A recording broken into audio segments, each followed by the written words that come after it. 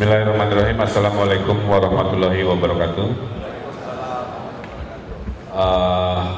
Yang saya hormati tentunya pimpinan organisasi Asosiasi Rumah Sakit Umum Daerah se-Indonesia ya, yang sekarang gara-gara undang-undang baru dan galau kira-kira gitu ya. Pada dasarnya saya mendukung setiap aspirasi-aspirasi yang ujungnya pada lebih baiknya pelayanan kepada masyarakat. Kalau kesimpulannya harus seperti apa, ya saya ikut dukung politik juga lah kira-kira. Nah, di kesempatan yang terbatas ini saya akan sharing 2,5 tahun menjadi wali kota, kira-kira inovasi-inovasi sosial apa yang kami lakukan sehingga alhamdulillah banyak perubahan di Kota Bandung, tapi juga secara faktual PR juga masih banyak ya, jadi fair-fair aja, ada progres, ada problem juga. Tapi sebelumnya saya sampaikan latar belakang saya sehingga Bapak Ibu bisa paham bagaimana cara saya memandang dunia ini, cara saya mengambil keputusan. Saya ini dulu dosen ya di ITB di bidang arsitek. Jadi saya terbiasa berpikir linier, ilmiah, dan itu saya bawa ke birokrasi. Kedua, saya arsitek di bidang arsitektur, punya karyawan 70 orang, punya pekerjaan di Tiongkok, di Timur Tengah, di mana-mana. Jadi saya paham bagaimana proaktif dalam mengambil sebuah keputusan dan juga bagaimana sense of entrepreneurship juga. Nah, itu saya bawa juga ke birokrasi. Yang ketiga, saya juga sosial aktivis. Dulu saya mendirikan Indonesia Urban Farming, berkebun Indonesia berkebun, dari modal hanya satu cuitan di Twitter sekarang sudah berkembang ke 40 kota se-Indonesia untuk menunjukkan warga kota pun bisa menjadi petani dan mengkonsumsi tanaman-tanamannya sendiri tanpa harus punya tanah. Nah, sekarang menjadi wali kota. Jadi dalam teori perubahan ada namanya ABCG, Academic Business Community Government. Nah, saya sudah ke checklist semuanya kira-kira begitu. Sekarang A-nya sudah, B-nya sudah, C-nya sudah, sekarang di G kira-kira. Apa yang saya lakukan? Saya belajar birokrasi dalam waktu singkat karena itu dunia baru saya. Saya melihat ada dua hal. Ternyata birokrasi itu butuh model, ya. Kedua, birokrasi butuh sistem. Sebenarnya itu aja. Sehingga apa yang saya lakukan? Yang pertama, saya merubah gaya kepemimpinan. Saya tidak lagi sebagai pejabat yang berjarak, saya menjadi pejabat yang dekat. Itu secara psikologis mempengaruhi birokrasi yang menjadi rombongan di belakang. Saya silakan Mas bersepeda setiap hari, konsisten dari hari pertama saya dilantik sampai hari ini. Saya di mana memungkinkan saya bersepeda. Keuntungan bersepeda Bapak Ibu ada 4 untuk ukuran saya. 1, sehat, karena saya mencari waktu olahraga agak susah dengan kesibukan karena kerja saya sampai jam 10 malam, jam 11 malam, tidak bisa 9 to 5 seperti jam kerja normal. Sabtu Minggu rasa hari Senin sama aja, jadi kadang-kadang bingung juga keajuan ini hari apa gitu ya, karena biasanya kalau mental Sabtu Minggu kan relax, jadi wali kota nggak ada beda sama hari Selasa, hari Rabu.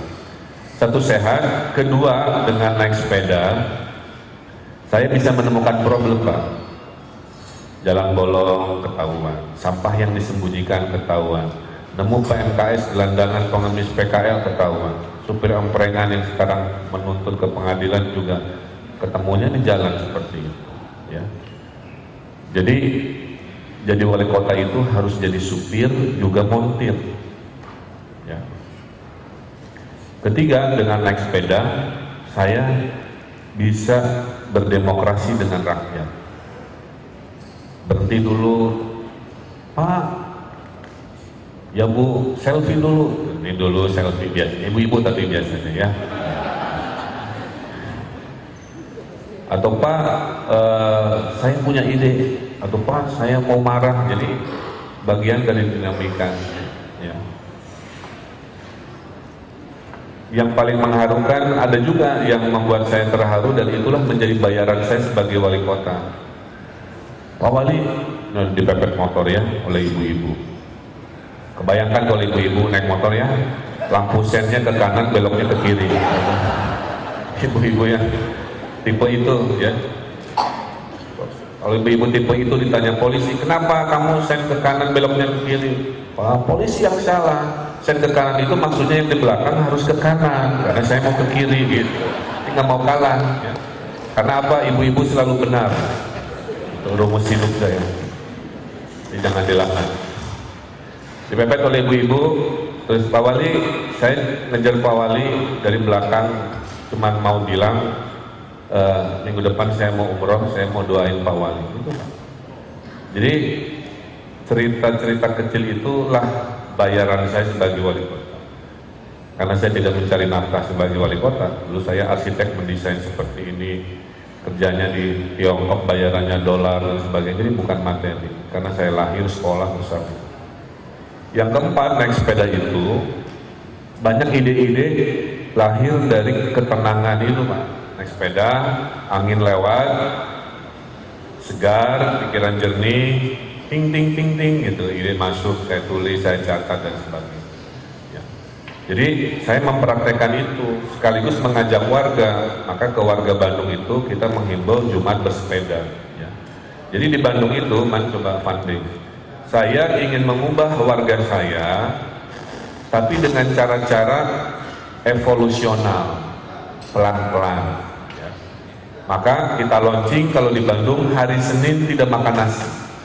Ya, one day no rice-nya Bandung itu hari Senin. Karena menurut catatan orang Indonesia pengkonsumsi nasi terbanyak sedunia, 120 kg per kapita per orang. Jepang hanya 60 kg per kapita per orang. Tapi kan mereka bisa lebih pintar, lebih apa. Jadi bukan masalah nasi. Kalau kita dibalik ya, kalau anak kos kan nasinya yang setinggi tumpeng, baru kuahnya aja gitu. Jadi karbohidratnya dan gulanya yang besar. Hari Selasa adalah hari tidak merokok. Ya, itu kami upayakan.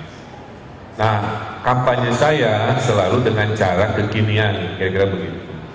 Jadi saya gunakan Twitter, Facebook dan lain-lain dengan bahasa mengajak. Pesannya serius, tapi bahasa saya tidak pernah serius. Itu cara komunikasi saya. Pesannya serius, tapi bahasanya tidak serius. Itu cara saya mengajak anak-anak muda supaya ikut program. Kalau hari Rabu, itu Rabu Nyunda.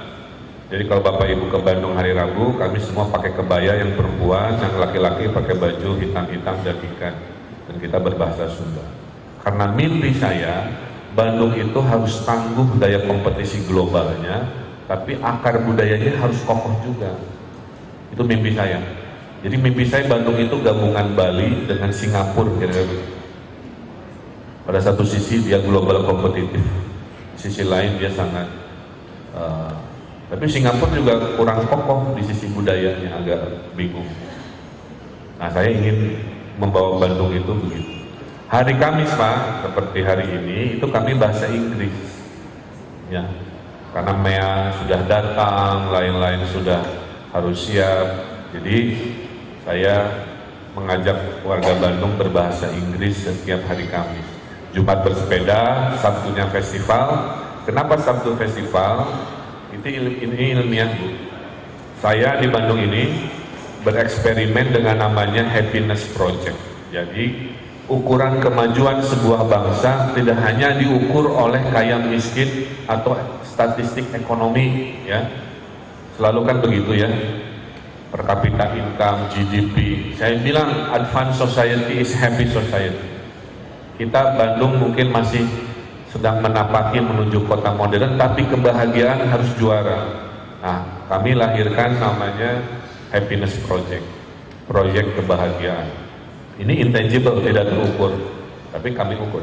Nah, oleh BPS itu ada 10 ukuran, dari kesehatan, keamanan, dan sebagainya lah. Skor kami alhamdulillah sekarang salah satu yang tertinggi, nilai kami 70,6. Jadi Bandung ini salah satu kota yang warganya paling bahagia se-Indonesia. Jadi kalau ke Bandung susah cari orang cemberut, kecuali banyak hutang. Nah, kita mulai happiness project ini ya. Apa yang saya lakukan tadi evolusional. Saya bilang ke lurah camat, zaman sekarang Pak Walinya sudah dekat dengan rakyat, camat lurah juga harus dekat dengan rakyat. Kita melayani bukan minta dilayani. Awal Mei kita akan launching, kita KTP dikirim oleh motor ke rumah masing-masing. Jadi kita jemput bola. Ya. Kita sudah mulai akte kelahiran diberikan di rumah sakit bersalin. Pas anaknya berojol, namanya ada, dikasih akte kelahiran, kira-kira begitu. Jadi konsep jemput bola ini bagian dari upaya-upaya seperti ini. Nah ini bagian dari pelayanan yang mendekati. Ya. Nah saya bilang ke camat lurah harus dekat dengan rakyat. Saya bilang pertama harus punya akun Twitter. Awal-awal nggak ngerti apa itu Twitter. Sekarang semua dinas-dinas punya akun Twitter dan mereka memberitakan. Ada 151 lurah, ada 30 camat, ada 20 dinas, total 200. Jadi di Bandung ada 200 berita diupload ke masyarakat setiap hari tentang pekerjaan masing-masing. Jadi kalau warga tanya lagi ngapain si camat lurah ini, lihat aja beritanya. Kira-kira komunikasinya begitu. Jadi pejabat di Kota Bandung nggak boleh ganggu. Ya. Saya bilang dekat dengan rakyat, camat lurah harus sholat Jumat di masjid yang berbeda setiap minggu. Dia harus keliling. Pulang sholat Jumat harus duduk dengerin curhat warga. Satu. Kedua, tiap malam minggu harus nonton bareng. Ada fotonya. Ya, jadi layar tancap tinggal bawa infocus, bawa proyektor, nonton film, ya. Lagi seneng-senengnya Batman lawan Superman misalkan filmnya, di tengah-tengah diberhentikan dulu. Terus camatnya propaganda, hei warga ingat pesan Pak Wali, buanglah sampah pada tempatnya, buanglah mantan pada temannya misalnya. Dan seterusnya. Jadi saya memasukkan unsur propaganda, mengubah mindset masyarakat. Kembali lagi, pesannya serius, caranya tidak serius. Setelah propaganda selesai, filmnya dilanjutkan lagi. Ya, ada di PowerPoint kan? Yang nonton bareng. Ya, tuh berikutnya. Kemudian selain tadi. Saya bersama istri 1 jam dalam, nah ini lurah-lurah camat-camat ya, nonton di kampung-kampung kumuh-kumuh seperti ini. Saya seminggu sekali menyempatkan 1 jam saja makan malam dengan keluarga termiskin di Kota Bandung. Ya. Sama juga, si lurah camat juga harus melakukan itu tim malamnya. Kita bawa makan malam. Kita ini gestur aja sambil nunggu rumah susun 3-4 tahun baru jadi, sambil nunggu infrastruktur yang istimewa hadir, minimal gestur kebahagiaan ini saya berikan. Biasanya pulang dari sini ada ibunya minta dimodalin, bapaknya dicari kerjaan, ada minta anak ijazahnya ditebus dan sebagainya. Ada juga Pak anak saya jomblo semua, ya udah saya urusin. Jadi tiap rumah beda-beda masalahnya ya. Tapi nggak ada yang minta dikawin wali kota, nggak ada. Nah, karena program untuk kekumuhan itu apartemen rakyat ini masih kami bangun, ini mahal Pak. Jadi saya itu banyak ide, duitnya nggak ada, ternyata ada juga takdir begitu Pak. Saya punya solusi kesehatan, solusi kekumuhan. Pas lihat APBD, ya harus dicicil gitu ya. Saya baru punya uang 80 miliar, baru bisa bikin satu Pak, dari mimpi 13 lokasi. Itu contoh kecil ya. Betapa kadang-kadang antara gagasan dengan realita begitulah adanya. Makanya tahun ini saya rubah pola pikirnya Pak. Ya. Saya sekarang tahu kenapa Indonesia kalah bersaing dengan negara-negara luar. Setelah 2 tahun saya baru ketemu jawabannya. Gara-gara cara kita belanja, Pak, itu terlalu konvensional, padahal negeri-negeri lain yang maju tidak begitu. Contoh, saya menikah misalkan di usia muda dengan istri saya pengen punya rumah. Kalau pikirannya konvensional, saya nabung dulu kan gaji saya selama 15 tahun, pas tabungannya sudah 1 miliar, baru saya beli rumah kan. Kalau itu konvensional. Kalau yang modern kan, saya dengan istri saya datang ke bank minta KPR, rumah dapat bulan depan, saya cicil 15 tahun, rumahnya berkembang, bisa jadi usaha bla bla bla, maju kan.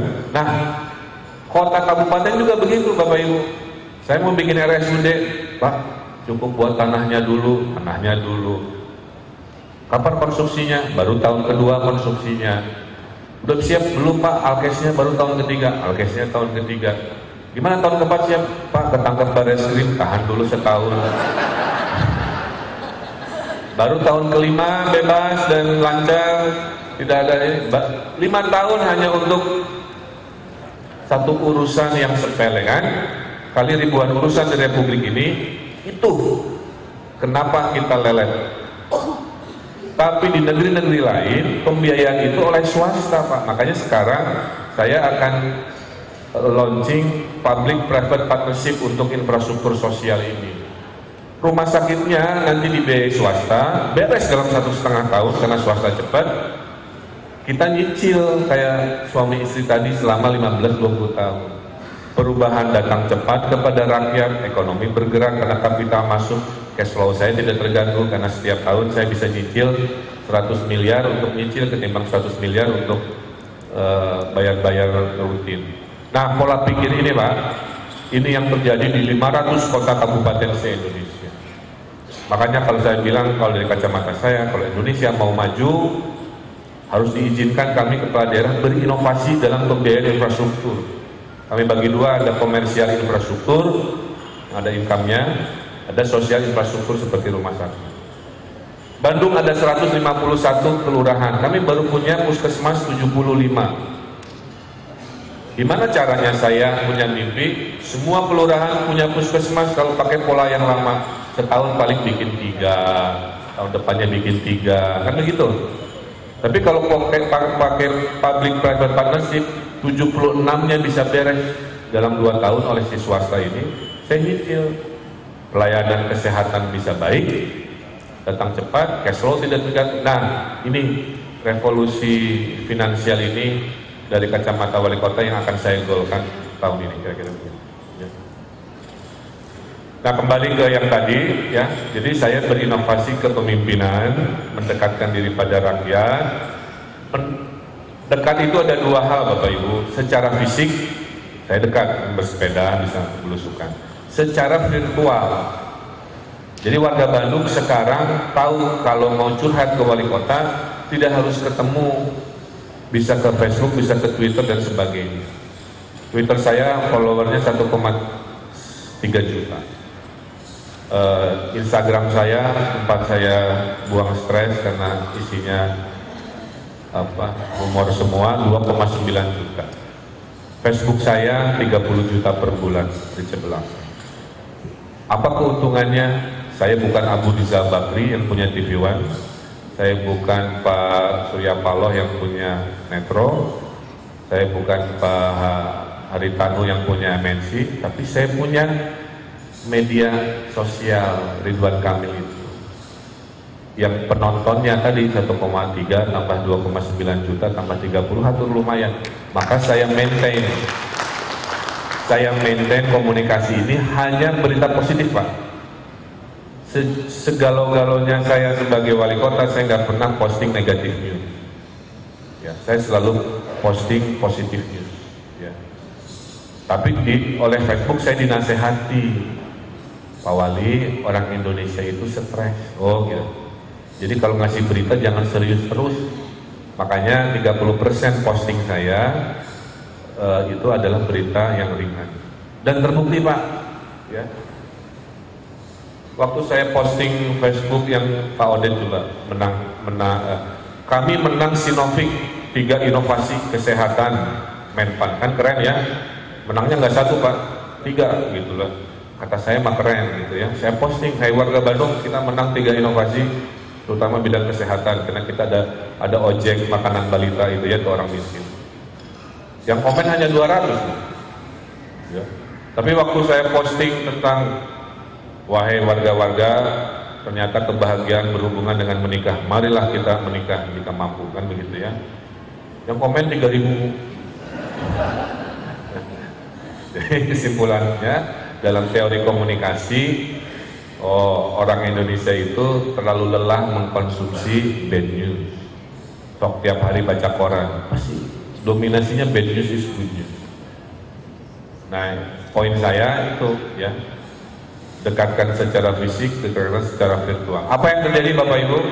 Karena warga Bandung begitu dekat dengan kami, tingkat kepercayaan, approval ratingnya itu sekarang alhamdulillah hasil survei 80%. Ya. Jadi mereka tahu kami mudah dikritik, kami mudah diakses dan seterusnya. Tapi ada dampaknya juga, dampak komunikasi ini. Segala dicurhatin Pak. Coba tampilin yang terakhir. Pak Wali, saya protes. Ya, kenapa? Itu kenapa harga cuanki 8.000 padahal biasanya 6.000? Curhatnya ke wali kota juga. Jadi gimana saya harus bikin perda cuanki? Saya bilang cuanki itu bakso, mie bakso di kota Bandung. Pak Wali, ini saya bantuin matematika PR susah. Ada anak kecil. Ada lagi remaja malam-malam jam 11 posting. Pak Wali lapor, ya kenapa? Itu kenapa? Bencong bulunya panjang-panjang di buah batu. Jadi kumaha itu bulu bencong wae urusan wali kota. Saya bilang ya udah, ntar Satpol PP saya berkali gunting gitu aja. Jadi akhirnya karena saking dekatnya warga curhat apa aja Pak, gitu ya. Yang ada masalah bagi saya itu ada emotional attachment. Kemudian dengan teknik komunikasi, saya sering menghukum warga secara sosial. Ternyata orang Indonesia itu lebih takut dihukum sosial, dipermalukan, ketimbang suruh bayar denda atau kurungan badan. Coba man, yang buang sampah. Maka sekarang saya perintahkan camat lurah untuk menangkap yang buang sampah di sungai, karena kesehatannya masih pikirannya begitu. Saya bilang foto orangnya, setelah difoto pasang di spanduk, tempel spanduknya di sungai-sungai. Di RW-RW yang terpasang spanduk sekarang bersih dari sampah, karena dia malu dah si Ibu Eha kanyahoan, ya gitu ya, si Pak Eta geningan tanu. Nah, jadi akhirnya mereka malu.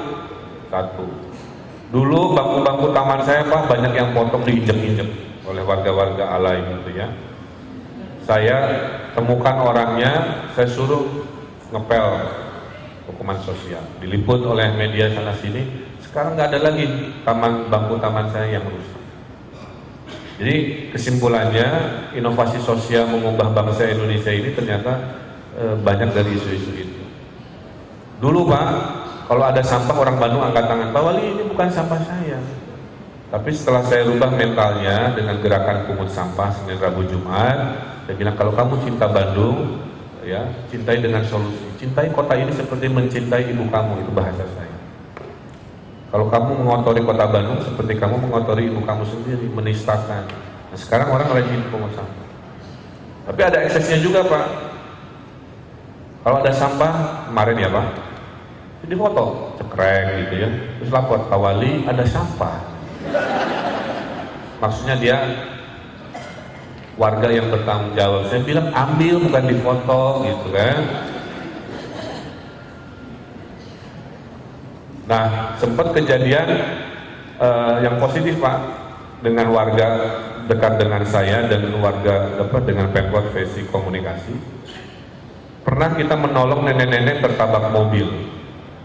Jadi ada nenek-nenek tertabrak angkot, luka-luka, dia tolong dulu si anak Bandung ini, kepinggirin, dia panik, tuduh. Tapi karena dia anak gaul, biasa anak kota, dia posting, Pak Wali help, tolong, saya di ujung Berung baru nolongin nenek kena tabrakan, gimana saya harus lakukan? Dalam hitungan menit saya panggil si Satpol PP, Dinas Sosial, Dinas Kesehatan. Dalam hitungan kurang dari setengah jam nenek itu tertolong ke RSUD, pastinya ke RSUD di ujung Berung ya. Nah itu contoh yang positif ya. Jadi sekarang dari 10.000 problem yang dicurhatin warga, 90% terselesaikan gara-gara pola komunikasi yang kita sebut e-demokrasi ya, seperti ini. Tapi ada dampaknya juga Pak, karena dikit-dikit lapor tadi ada kejadian warga posting ada kakek-kakek diduga meninggal dunia di dalam ATM karena dia mau ngambil ATM, dia foto cekrek, Pak Wali ada orang meninggal kakek-kakek, tolong secepatnya. Saya kan panik ya, saya panggil juga sama prosedur saya Dinas Sosial Kesehatan, saya tunggu berita 15 menit, kabar datang, Pak Wali kata Dinas Sosial sudah ketemu si kakek-kakeknya di ATM di Jalan Lingkar Selatan, tapi dia tidak meninggal dunia, dia ketiduran karena di dalam ATM ada AC ngadem, di luar haredang, nah, di dalam ATM piu bahasa Sundanya dan adem. Makanya saya bilang kamu tuh cek dulu atunya ayah nadinya keneh apa gimana gitu ya, jangan langsung panik. Nah ini bumbu-bumbu cerita bagaimana sekarang dengan pola komunikasi pemerintah dengan warga menggunakan teknologi membuat saya bisa propaganda positif, tidak merokok di hari Selasa supaya suatu hari tidak merokok seterusnya, membudayakan budaya Sunda begitu ya. Jadi ini yang saya sebut dengan inovasi-inovasi sosial. Berikutnya terakhir dari saya adalah selain gaya kepemimpinan sosial yang berubah, kami menerapkan namanya Smart City Pak. Smart City itu sekarang kan Bapak Ibu punya gadget ya, kan Ibu bisa ngecek nonton video di situ, ngeposting di situ, mau ngapain di situ. Nah, saya menggunakan kenyamanan teknologi itu untuk memanage kota Pak. Di Bandung sekarang kami punya 300 software. Saya sebutkan 4 yang terbaik lah ya. Software pertama adalah orang Bandung sekarang bisa mengevaluasi lurah camatnya diam-diam. Jadi kalau saya warga Bandung tidak happy dengan pelayanan camat lurah, saya masuk ke websitenya, saya pilih kelurahannya, saya pilih pelayanan yang saya tidak suka karena kelamaan atau dipungli, KTP kagak, langsung lapor, masih rating. Nanti dia masuk ke meja saya. Kalau dia apresiasi, website itu juga untuk memuji si lurah camat juga diam-diam. Jadi tiap minggu saya tahu kelurahan yang banyak komplain, kelurahan mana, kecamatan mana yang banyak pujian. Sehingga kalau saya rotasi mutasi, saya fair. Karena salah satu statistiknya dari situ. Gitu. Ini karena apa? Karena warga Bandung mengakses ke situ. Ya. Nah ini, ada SIP Bandung Juara, pilih kelurahannya. Jadi artinya dengan teknologi birokrasi takut Pak, bahwa dia kalau pungli takut dilaporin, kalau dia lelet takut dilaporin, kalau dia tidak datang on time takut dilaporin. Karena satu camat sudah saya pecat, satu kepala dinas juga sudah saya berhentikan, lurah-lurah akan saya berhentikan karena hasil dari investigasi ini kira-kira. Nah, apa yang terjadi? Perubahan mental. Ya. Jadi saya banyak mendapat testimoni betapa sekarang pelayanan tidak lelet, cepat dan lain sebagainya. Nah, kayak seperti ini. Ya. Berikutnya software e-budgeting, kemudian juga software penerimaan siswa baru. Dulu penerimaan siswa baru gimana kepala sekolah dari 2 kursi kosong Pak, dulu dia jual Pak.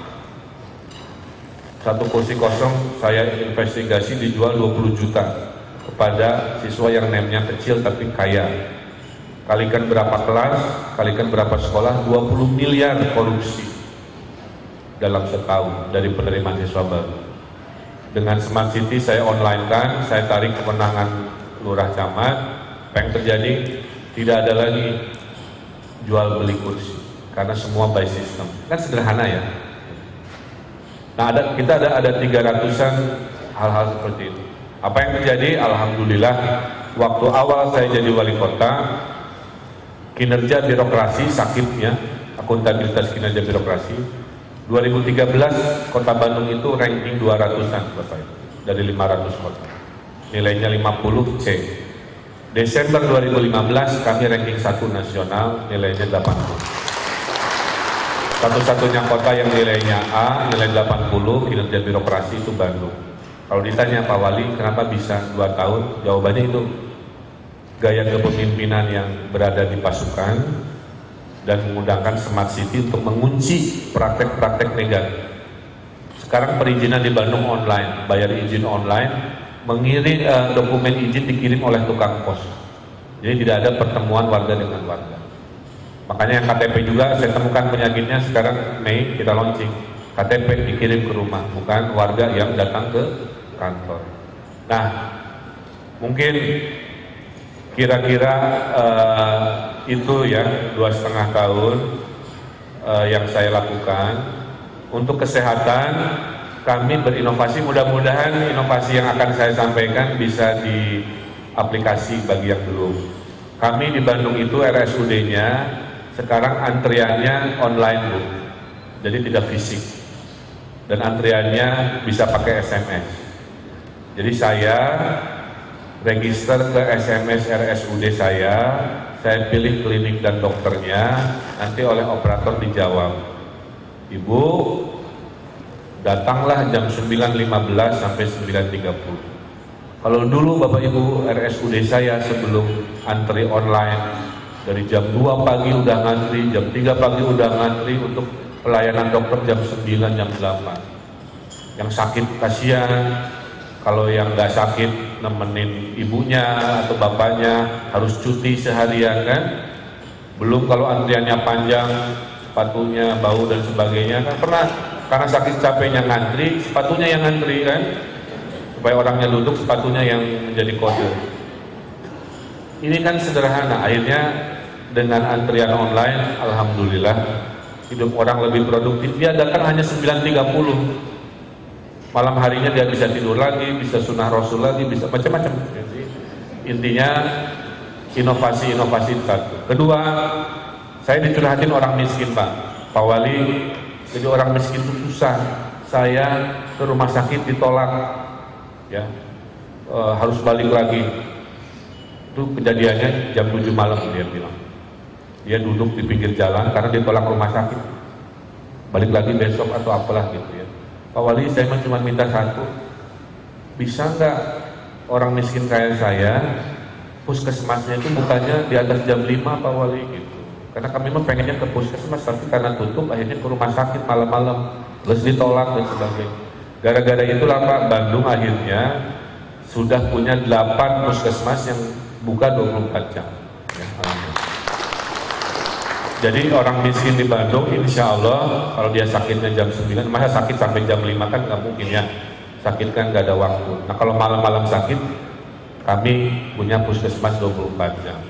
Kenapa baru 8? Ada problem operasional sedikit.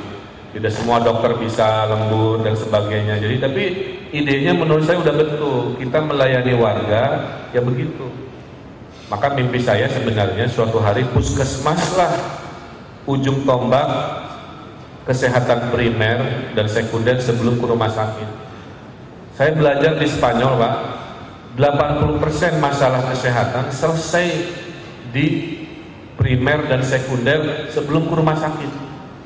Kalau kita kan dikit-dikit ke rumah sakit, dikit-dikit ke rumah sakit. Apa yang terjadi? Beban terlalu berat, volume terlalu besar. Nah, saya punya mimpi, lagi sedang saya kaji dengan Dinkes saya, bagaimana caranya memberdayakan puskesmas klinik membereskan urusan sebelum ke rumah sakit, sehingga beban BPJS, beban rumah sakit juga tidak seperti konvensional seperti sekarang. Nah ini gagasan-gagasan untuk pelayanan yang lebih baik dari kesehatan, antrian, puskesmas 24 jam, kalau ambulan mas sudah gratis dan lain-lain. Termasuk kita mau belajar namanya visiting dokter, di mana dokter-dokter lah yang datang. Karena ada teori begini, lebih nyaman dirawat di rumah, tapi dokter yang datang. Ya. Idenya keren, tapi operasionalnya sedang dihitung, kira-kira begitu. Saya kira itu mungkin ya inovasi-inovasi yang ada di Kota Bandung. Mudah-mudahan satu dua bisa menginspirasi dan satu hal juga yang bisa saya sampaikan, indeks kebahagiaan orang Bandung tinggi, ternyata nomor satu datang dari keharmonisan keluarga, Bapak Ibu. Jadi orang Bandung menganggap faktor yang paling membahagiakan adalah keharmonisan keluarga. Penduduk Bandung ternyata lebih banyak lelakinya, ya, 20.000 kelebihan lelaki. Jadi saya bilang di Bandung dilarang poligami karena wanitanya tidak mencukupi. Saya kira itu saja, kurang lebihnya mohon maaf, saya kembalikan ke moderator. Terima kasih. Assalamualaikum warahmatullahi wabarakatuh.